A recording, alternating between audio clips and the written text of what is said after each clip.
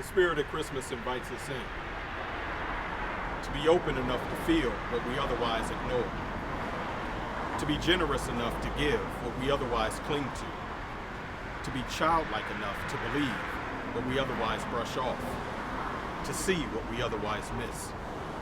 And seeing is possible, but only in the presence of light. Because without light, we're forced to squint, to strain, struggling to understand a world that feels like a shapeless, colorless expanse.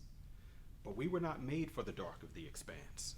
So God, with the mighty power of just his voice, thrust into motion an explosive, wild, beautiful act of creation.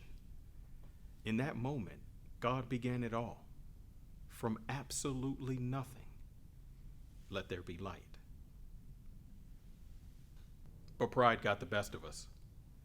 With a single act of rebellion, we opened the doors to chaos, darkness, fear, and death.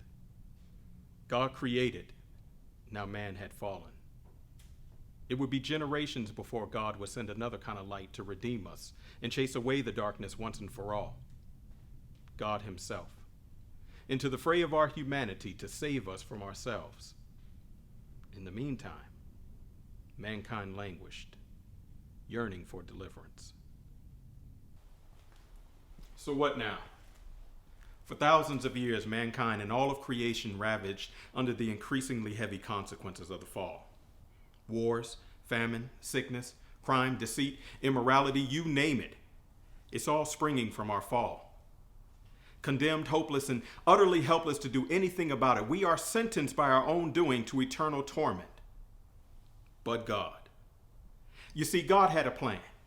Before the foundations of the world, Jehovah God already had a plan that would change everything. Speaking through the prophets, he began to reveal this plan. A promise that he would bring justice to sin, deliverance to his people, and restoration of a beautiful, loving relationship between man and his creator. Indeed, he was going to make a way where there was no other way. God was going to send us his own son.